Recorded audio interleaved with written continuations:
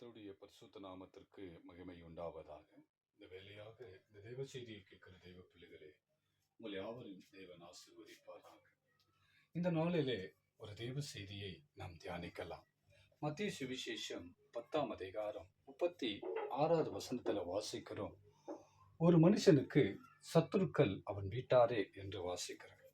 தேவனுடைய பிள்ளைகளே, நம்முடைய வீட்டாரே நமக்கு சத்துருவாய் நிற்கிறார்கள். இந்நாட்களிலே நம்முடைய ஜீவியம் பரிசுத்தமாய் வாழாதபடிக்கு, நம்முடைய ஜீவியம் விசுவாசத்திலே வளராதபடிக்கு நம்முடைய வீட்டாரே நமக்கு ஒரு சத்துருவாய் காணப்படுகிறார். ஒரு நல்ல சத்தியத்தை கேட்கலாம் அப்படின்னும் போது அந்த சத்தியம் எல்லாம் பொய், அந்த சத்தியம் எல்லாம் கேட்காத என்று சொல்லுகிறவர்களே நம்முடைய வீட்டாராய் மாறிடுறாங்க. அப்படி நம்முடைய ஜீவியத்துல நம்முடைய வீட்டாரே நமக்கு சத்ருவாய் இருக்கிறாங்க. தேவனோடு இசைந்து வாழாதபடிக்கு தடை உண்டாக்குகிறவர் யார் என்றால் நம்முடைய வீட்டாரே நமக்கு. நாம் தேவனோடு இசைந்து வாழாதபடிக்கு, தேவன் மேல் விசுவாசமாய் வாழாதபடிக்கு, தேவனுடைய பரிசுத்தத்துக்குள்ளே நாம் வாழாதபடிக்கு இன்று அநேக தடைகள் வர முக்கிய காரணமே நம்முடைய வீட்டாராய் இருக்கிறார்கள். ஒருவேளை உங்களுடைய வாழ்க்கையில உங்களுடைய வீட்டார்களே உங்களுக்கு ஒரு சத்ருவை போல இருக்கிறார்களா? தேவனுடைய நாமத்திற்கு மகிமை உண்டதாக. இன்று இந்த சத்தத்தை கேட்கிற உங்களுக்குள்ளே அந்த சத்ரு எல்லாவற்றையும் மாற்றி உங்களுக்குள்ள ஒரு ஜெய ஜீவியத்தை தேவன் கட்டளையிடுகிறவராய் இருக்கிறார். தேவனுடைய நாமத்திற்கு மகிமை உண்டாவதாக. மாம்சீகமாய் சிந்திக்கும் பொழுது நம்முடைய வாழ்க்கையிலே நம்முடைய குடும்பத்தாரே அநேக சத்ருவாய் எழும்பி இருக்கிறாங்க. நம்முடைய மாம்சீக வாழ்க்கையிலே நாம் வளராதபடிக்கு, நாம் பெருகாதபடிக்கு நம்முடைய குடும்பத்தாரே நமக்கு சத்ருவா இருக்கிறாங்க.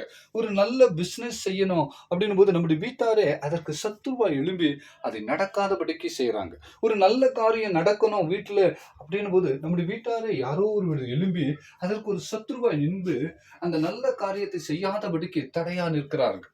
இப்படி அநேக காரியங்கள் நம்முடைய வீட்டாரே நமக்கு சத்ருவாய் மாறப்படுறாங்க. தேவனுடைய பிள்ளைகளே, ஒருவேளை இந்த நிலையில நீங்க இருக்கிறீங்களா? என்னுடைய வாழ்க்கையில ஒரு நல்ல காரியம் நடக்க வேண்டியதா இருந்தது, ஆனாலும் என் வீட்டாரை எனக்கு சத்துருவாய் நின்று அந்த காரியம் நடக்காதபடிக்கு இன்று தடையா நிற்கிறது என்று ஒருவேளை நீங்க நினைக்கிறீர்களா? தேவனுடைய பிள்ளைகளே, நீங்கள் யாவருமாய் கலங்காத தெய்வ சமூகத்திலே ஒப்புக்கொடுங்க. இன்று ஒரு மாற்றத்தை தேவன் உங்களுக்கு கட்டளையிட போகிறார். தேவனுடைய நாமத்திற்கு மகிமை உண்டாவதாக. இந்த உலகத்துல மகனையோ தகப்பனுக்கும் விரோதமாய் எவ்வளவோ சத்ருவை போல எழும்புறாங்க. தன் சொந்த மகனே தகப்பனுக்கு விரோதமாய் சத்ருவாய் மாறுகிறாங்க. தேவனுடைய நாமத்திற்கு மகிமை உண்டாவதாக. ஒரு தகப்பன் என்னிடத்துல சொன்னாரு, என்னுடைய மகன் என்ன அசுத்தமான வார்த்தையினால பேசி என்னை அடித்தார். என்னால் அதை சகிக்க முடியல, அவ்வளோ வேதனைக்குள்ள வந்தது என்று ஒரு வார்த்தை சொன்னார். ஏனென்றால் தன்னுடைய குடும்பத்தில் இருக்கிற தன் சொந்த மகனை எவ்வளோ ஒரு பெரிய ஒரு துஷ்டகரமான கிரியை செய்கிறான் பாருங்க. அப்படி தாய் தகப்பனுக்கு, பெரியோர்களுக்கு, இப்படி நம்முடைய சொந்த ஜனங்களே நம்முடைய இருதயத்தை குற்றும் பொழுது நமக்கு எவ்வளவு வேதனை உண்டாகுது என்று யோசித்து பாருங்க. தேவனுடைய பிள்ளைகளே, ஒருவேளை அந்த வேதனையில் இருக்கிற உங்களுக்கு இந்த வார்த்தை உங்களுக்கு ஒரு ஆறுதலாய் மாறுங்க. தேவனுடைய நாமத்திற்கு மகிமை உண்டாவதாக. சங்கீதம் 3ஆம் சங்கீதத்தை நாம் வாசிக்கும் பொழுது, அந்த சங்கீதம் முழுவதுமாய் அவன் எழுதும் பொழுது தாவீது ரொம்ப பாரத்தோடும் அழுதும் எழுதுகிற ஒரு சங்கீதமாய் காணப்படுகிறதுங்க. ஏன் அந்த அளவுக்கு அவன் வேதனையோடு அழுது அந்த 3ஆம் சங்கீதத்தை எழுதுகிறான் என்றால், அவனுடைய மகனாகிய அப்சலோம் அவனை கொலை செய்ய வேண்டும் என்று, தன் சொந்த தகப்பனையே கொலை செய்து கொல்ல வேண்டும் என்று எழும்பி நிற்கிறாங்க. தேவனுடைய நாமத்திற்கு மகிமை உண்டாகும். எப்படிப்பட்ட ஒரு அன்பு இவ்வுலகத்துல இருக்கிறது என்றால், அவ்வளவு மோசமான அன்புக்குள்ளத்தான் ஒவ்வொரு மனிதர்களும் இருக்கிறார்கள். தேவனுடைய நாமத்திற்கு மகிமை உண்டதாக. ஒரு மனிதன் தன் தகப்பன் என்று தெரிந்து தன் தோள் மேல வைத்து தன்னை வளர்த்தவர், தனக்கு தேவைகளுக்கு எல்லாவற்றுக்கும் அவர் பாடுபட்டு அவருடைய எல்லாவற்றிலிருந்து அவர் இல்லை என்றாலும் தனக்கு கொடுத்து தன் ஜீவியத்தை காத்தாரு என்ற ஒரு அன்பில்லாத பிள்ளைகள் இன்று உலகத்திலே எத்தனையோ பிள்ளைகள் இருக்கிறாங்க.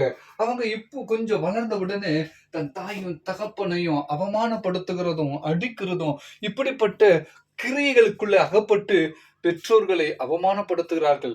முதுகுல குத்துகிற ஒரு அனுபவம், நெஞ்சில குத்துற ஒரு அனுபவம், இப்படிப்பட்ட சுபாவங்களுங்க தகப்பன் பிள்ளைக்கு மாத்திரம் இல்லைங்க, குடும்பத்தில் இருக்கிற ஒவ்வொரு சொந்தங்களும் அப்படித்தான் ஜீவிக்கிறாங்க. சில ஜீவியங்கள் அப்படித்தாங்க. நம்முடைய குடும்பத்துல ஒரு நல்ல காரியம் நடக்கவே கூடாது, நடந்தா அவங்களுக்குள்ள ஒரு வேதனை, ஒரு பெரிய எரிச்சல், இது நிமித்தமாகவே ஏதாவது ஒரு கிரியை செய்து நமக்கு சத்துருவை போல நிற்கிறாங்க. சத்துருவாது நமக்கு இருக்கிற ஒரு யாராவது நமக்கு ஒரு சத்துரு இருந்தா கூட அவனுடைய இருதயமாவது கொஞ்சம் பரவாயில்ல, ஏதோ ஒரு காரியம் செய்யட்டும், பரவாயில்ல என்று சொல்லுகிற அளவுக்கு அவனுடைய இருதயம் மாறி இருக்கும். ஆனா நம்முடைய சொந்த ஜனங்கள் இருக்கிறாங்க பாருங்க, அதுல சிலரு இப்படிப்பட்ட ஜீவியத்துக்குள்ள ரொம்பவும் கடினமான இருதயத்துக்குள்ள இருக்கிறவர்களாய் காணப்படுகிறாருங்க. அதனாலதான் அப்படிப்பட்ட ஜனங்கள் நடுவில் ஜீவிக்கிற உங்களை பார்த்து தேவன் சொல்லுகிறார், ஒருவேளை நீங்கள் இவ்விதமான ஒரு கடினமான இருதயத்துல இருக்கிறீங்களா, பயப்படாம இருங்க. தாவீது தன் இருதயத்துல ரொம்ப மனக்கசந்து அழுது சொல்றாங்க, என் மகன் என்னை வேதனைக்குள்ள கொண்டு போயிட்டாங்க, என்னை வேதனைக்குள்ள கொண்டு போயிட்டான், என்னை கொல்லும்படியாக எனக்கு எழும்பினான். சங்கீதத்துல 3ஆம் சங்கீதம் 1வது வசனத்துல அவன் எழுதுகிறான், கர்த்தாவே என் சத்துருக்கள் எவ்வளவாய் பெருகி இருக்கிறார்கள், எனக்கு விரோதமாய் எழும்புகிறார்கள் அநேகர். தேவனிடத்தில் அவனுக்கு ரட்சிப்பில்லை என்று என் ஆத்துமாவை குறித்து சொல்லுகிற அநேகராய் இருக்கிறார்கள். ஆனாலும் கர்த்தாவே நீர் என்னை கேடுகவும் மகிமையும் என் தலையை உயர்த்துகிறோமாய் இருக்கிறீர் என்று சங்கீதக்காரன் தைரியமா சொல்லுகிறாங்க. ஏனென்றால் தன் மகன் மேல் வைத்த அன்பு ஒரு புரிதான அன்புங்க. ஆனா மகன் தன் தகப்பனுக்கு சத்துருவை போல இருக்கிறாங்க. தேவனுடைய பிள்ளைகளே, ஒருவேளை நீங்க சிநேகித்திருக்கலாம், நீங்க அன்பா வச்சிருக்கலாம், அதிக நேசமா இருந்திருக்கலாம், ஒரு சிநேகிதர் மேல நீங்க அன்பா இருந்திருக்கலாம். ஆனால் இப்பொழுது அவங்க உடைய முதுகுல குத்தி இருக்கிறவங்களா காணப்படலாங்க. நிச்சயமா அப்படிப்பட்ட அநேக ஜனங்க நம்மோடு கூடவே இருக்கிறாருங்க. அன்பு அதிகமா வைப்போம், அதிகமாய் பேசுவோம், அதிகமாய் உண்மையா இருப்போம், உண்மையான அன்பை காட்டுவோம், ஒரு சகோதரி தன்மை, ஒரு சகோதர தன்மை, இப்படிப்பட்ட அன்பை நம்ம வெளிப்படுத்தி காண்பிப்போம், உண்மையாவே இருப்போம். ஆனால் அவனுடைய அன்போ சத்துருவை போல எழும்பி நம்முடைய முதுகுல குத்துகிற ஒரு கிரியைக்குள்ளே அகப்பட்டவர்களாய் காணப்படுவாங்க. நாம் அதை கேட்ட உடனே நம்முடைய இருதயம் உடைக்கப்பட்டதாய் இருக்கிறதுங்க. ஒருவேளை நீங்கள் அப்படி இருக்கிறீர்களா என்று தேவன் சொல்லுகிறார், நிச்சயமாய் அவைகளிலிருந்து ஒரு பெரிய விடுதலையை தேவன் இன்று உங்களுக்கு தரப்போகிறார். தேவனுடைய பிள்ளைகளே, இப்படிப்பட்ட சூழ்நிலையிலே நாம் என்ன செய்ய வேண்டும் என்று சங்கீதக்காரன் சொல்லுகிறான். நான் என்ன செய்தேன் தெரியுமா? சங்கீதம் 3ஆம் சங்கீதத்துல வாசிக்கிறோம். 3ஆம் சங்கீதம் 4வது வசனத்துல வாசிக்கிறோம், நான் கர்த்தரை நோக்கி சத்தமிட்டு கூப்பிட்டேன் என்று சொல்லுகிறான். தெய்வ பிள்ளைகளே, சத்தமிட்டு கூப்பிடணுங்க. கர்த்தருடைய சமூகத்துல சத்தமிட்டு கூப்பிடணும் அப்படின்ற ஒரு அனுபவத்துக்குள்ள இருக்கணும். நாம் அதிக துக்கத்தோடு இருக்கிறோம், இப்படிப்பட்ட வேதனையில இருக்கிறோம் என்றால் ஒரு சத்தமிட்டு அழுது ஜெபிக்கிற ஒரு ஜெபகர்களா இருக்கணும். சத்தமிட்டு அழுகணுங்க. முணுமுணுக்கிறது, அப்படியே பொறுமையா உட்கார்ந்து இருக்கிறது, அப்படியே வாய் மாத்திர செய்யறது, எல்லா இடத்துலயும் அப்படி செய்யக்கூடாது. நமக்கு ஒரு தனி இடம் கிடைச்ச உடனே நாம் அழுது சொல்லணும், ஆண்டவரே, என் தேவனே, இப்படிப்பட்ட சத்துருக்கள் எழும்பி இருக்கிறார்கள், சத்தமிட்டு அழுவணுங்க.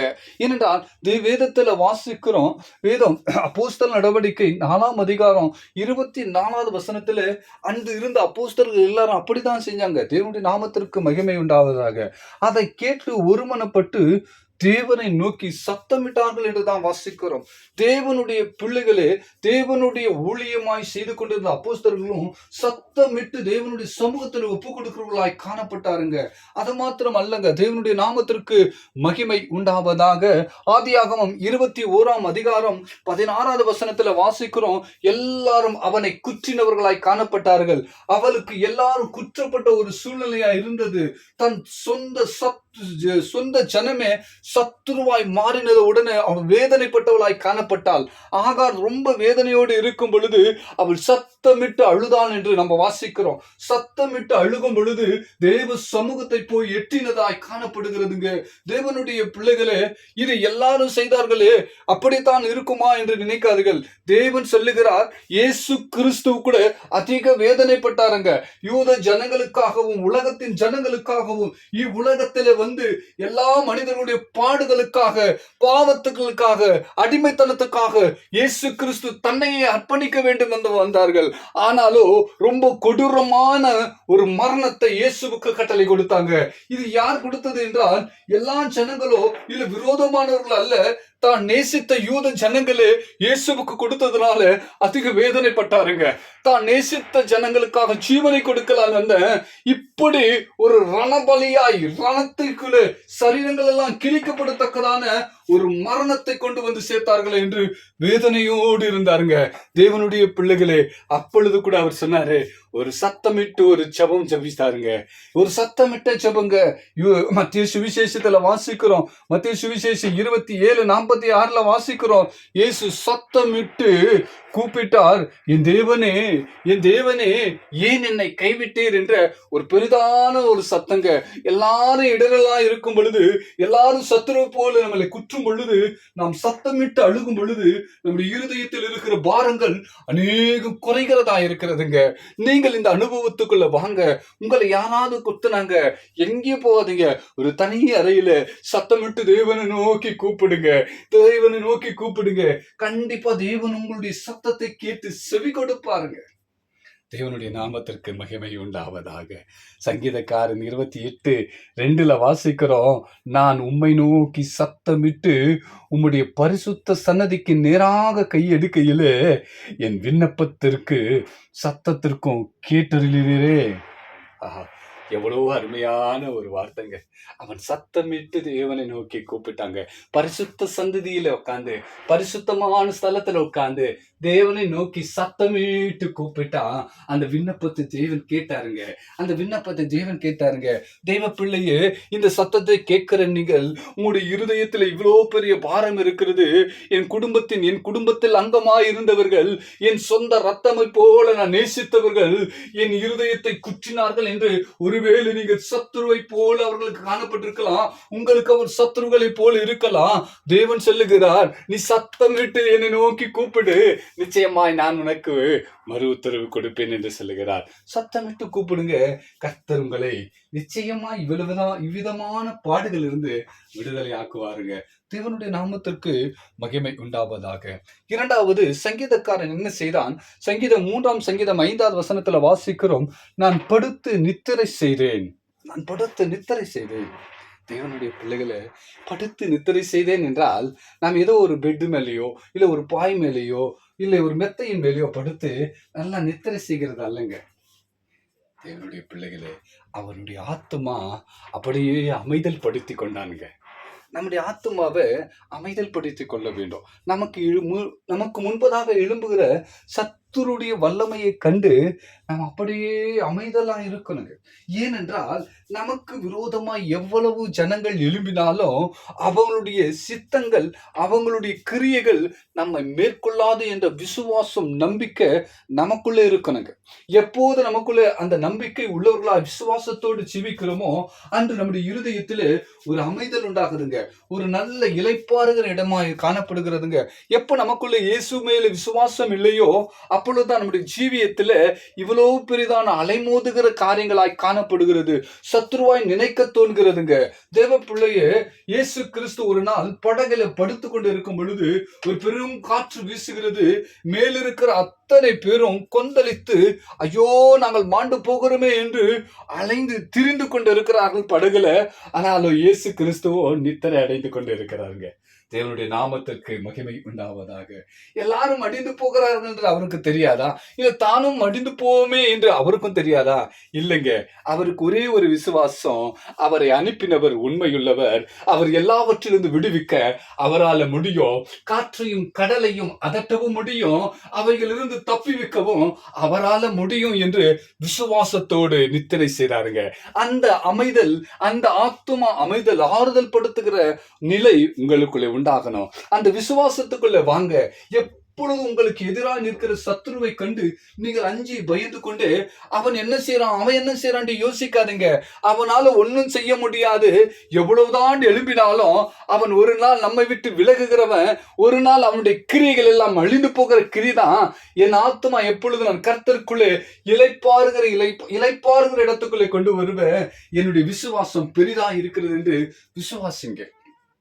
தேவனுடைய பிள்ளைகளே, அதனாலதான் நீதிமொழிகள்ல வாசிக்கிறோம். நீதிமொழிகள் 3ஆம் அதிகாரம் 24வது வசனத்துல வாசிக்கிறோம், நீ படுக்கும்போது பயப்படாது இருப்பாய், நீ படுத்துக் கொள்ளும் போது உன் நித்திரை இன்பமாய் இருக்கும் என்று வாசிக்கிறேங்க. தேவனுடைய பிள்ளைகளே, உன் படுக்கை, நீ படுத்துக் கொள்ளும்போது பயப்படாமல் இரு.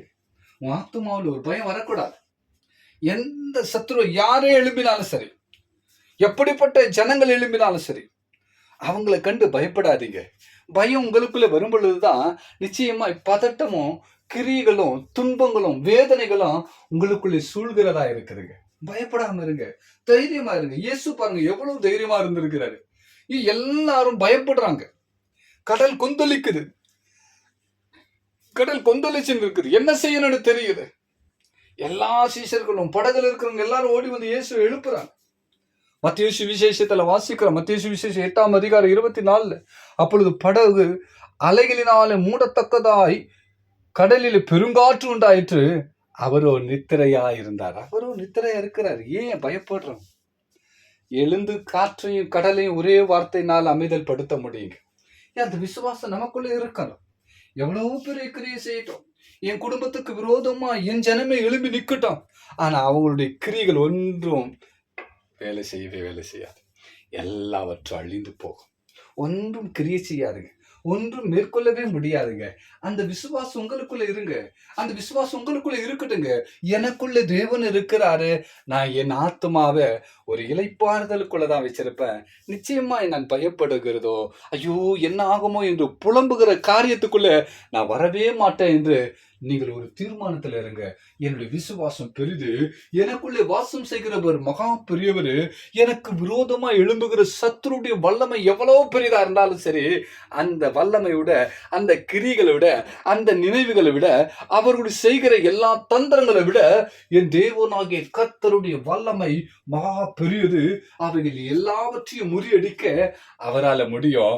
அந்த தேவன் எனக்குள்ள இருக்கிறாரு, நான் பயப்படவே மாட்டேன். என் ஆத்மாவை நான் அமைதலோடு கூட வச்சிருப்பேன். ஒரு நித்திரையான சுபாவத்துக்குள்ள வச்சுக்க வேண்டும். நீங்க 2வது சொல்லுங்க. 3வது அவன் என்ன செய்கிறான்? விழித்துக் கொள்கிறான். அதே அதிகாரத்துல வாசிக்கிறோம், அதே வசனத்துல சங்கீதம் 3:5 வாசிக்கிறோம். அவன் அப்படியே விழித்துக் கொள்கிறான். விழித்துக் கொள்ளணும். இந்த விழித்துக் கொள்கிற அனுபவம் நமக்குள்ளே இருக்கணும். தேவனுக்கு மகிமை உண்டாவதாக.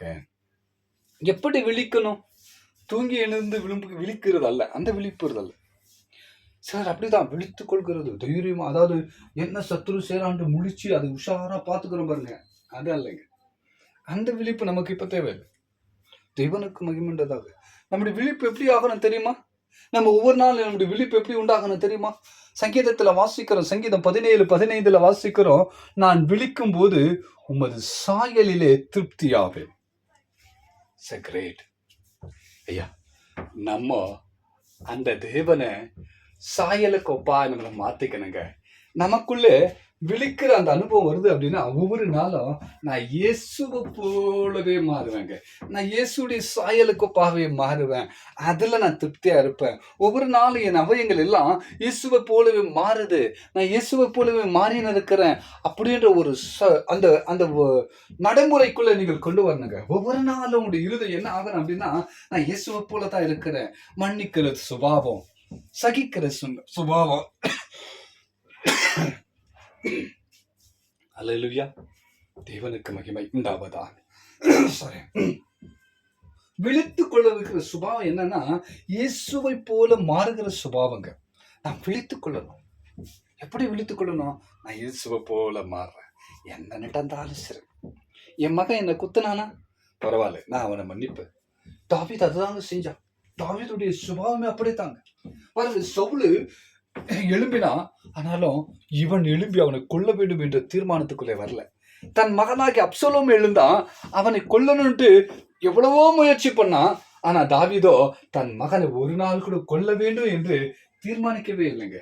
ஏன் என்றா அவனுடைய இருதயம் இயேசுவை போலவே இருந்ததுங்க.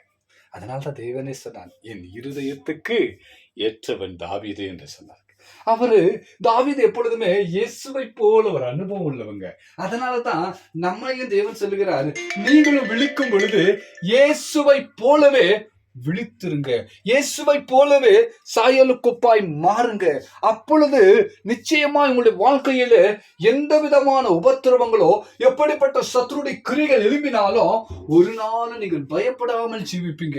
ஒவ்வொரு நாள் அந்த சாயலுக்குப்பாய் விழித்துக் கொள்ளுங்க.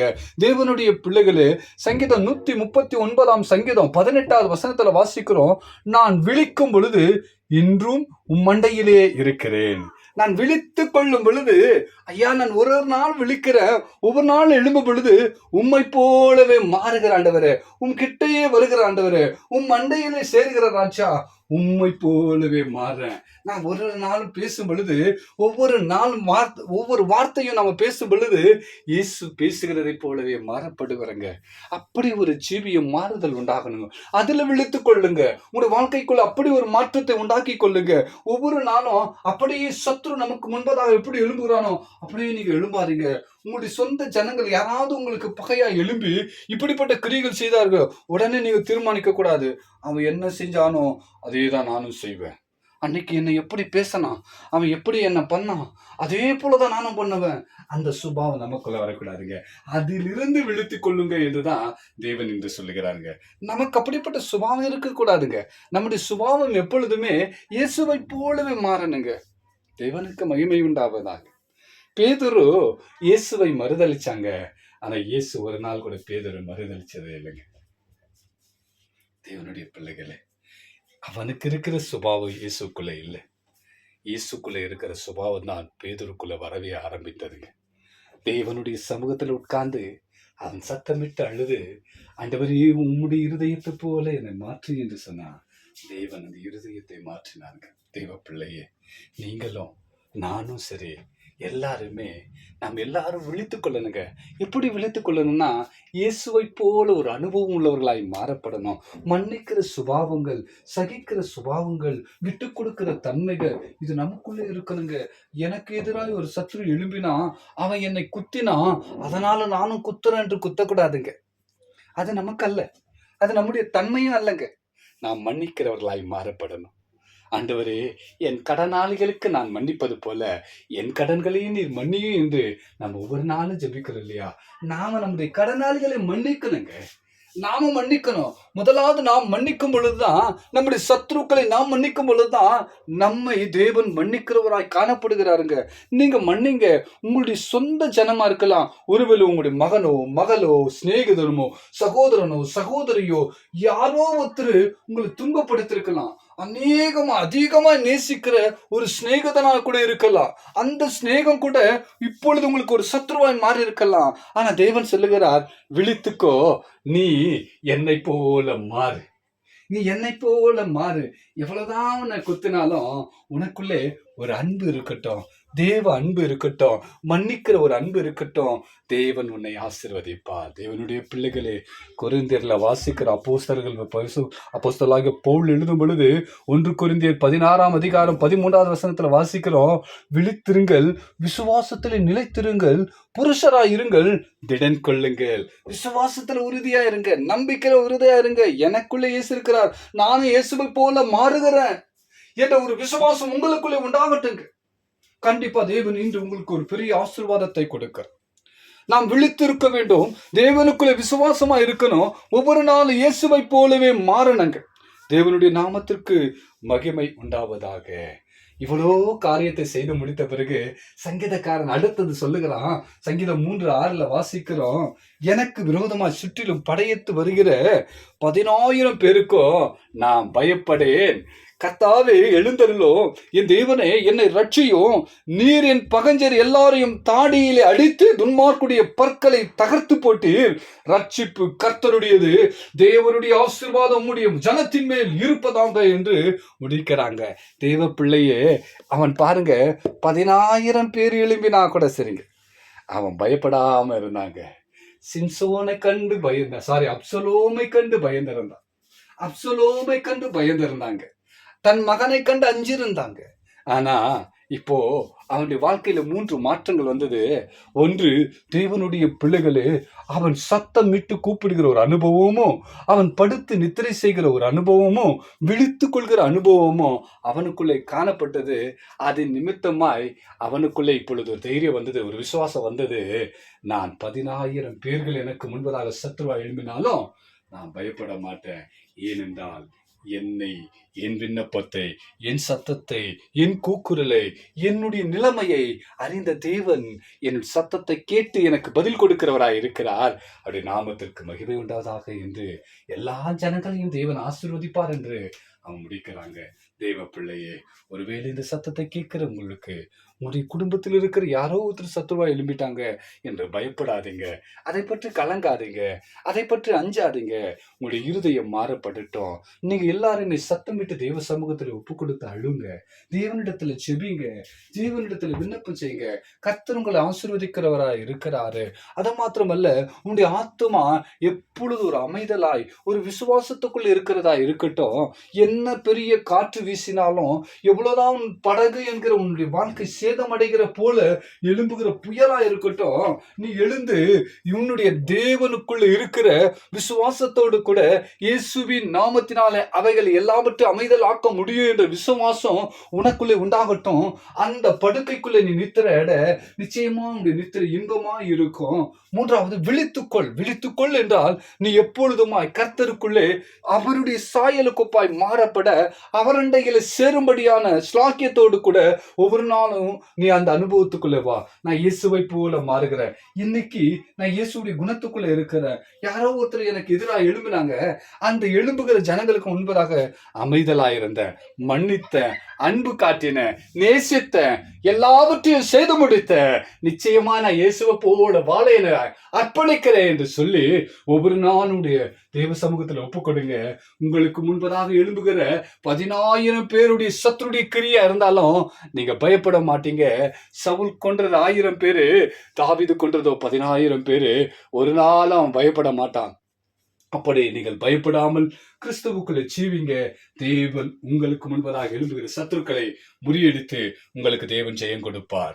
ஆமேன். நீங்கள் யாவரும் கண்களை மூடி ஒரே ஒரு நிமிஷம் மாத்திரம் ஜெபிக்கலாம். தேவன் உங்களை யாவரும் தேவன் ஆசீர்வதிப்பாராக. எங்களை அதிகமாக நேசிக்கிற எங்கள் நல்ல தகப்பனே, உங்களுடைய நல்ல நாமத்தை நன்றியோடு துதிக்கிறோம், ஸ்தோத்தரிக்கிற ராஜா. இந்த அருமையான வேலையில் ஆண்டவரே, உங்களுடைய சமூகத்தில் காணப்படுகிற ராஜா, இதை கேட்கிற ஒவ்வொருவருக்காய் நீர் பாதுகாத்து ஆசீர்வதியும் ஆண்டவரே. ஒருவேளை இந்த குடும்பத்தில் ஆண்டவரே, இதோ என் குடும்பத்தில் இருக்கிற நான் ரொம்ப உயிருக்கு உயிராய் நேசித்த, என் உயிராய் நினைத்த என் மகனோ, என் மகளோ, என் குடும்பத்தில் ஒரு அங்கமோ, இவர்கள் எனக்கு சத்ருவாய் நிற்கிறாங்க. நான் எவ்வளவோ நன்மை செய்தேன், ஆனால் அவங்க எனக்கு திருப்பி சத்ருவை போலதான் நிற்கிறாங்க. இந்த சத்ருடைய வல்லமையை முறியணி ஆண்டவரே என்று கெஞ்சுகிற இந்த கூக்குரலை கேட்டறலாம் ஆண்டவரே. இந்த விண்ணப்பத்தை கேட்டறலாம் ஆண்டவரே. அப்படி இருதயங்களை மாற்றி ஆண்டவரே, எல்லாரையும் ஒருமனப்படுத்தும் ஆண்டவரே. அவர்களை ஆசீர்வதியும் ஆண்டவரே. தாவீதை போல அவர்கள் ஆசீர்வாதமா இருக்கட்டும் ஆண்டவரே. ஆண்டவரே, உங்களுடைய இருதயத்துக்கு ஏற்றபடி மாறப்பட்டு ஆண்டவரே. ஐயா ஆண்டவரே, ஒருவேளை அந்த குடும்பத்திற்கு முன்பதாக எழும்பி இருக்கிற எல்லா சத்ருடைய கிரிகள் முறியடிக்கட்டும் ஆண்டவரே.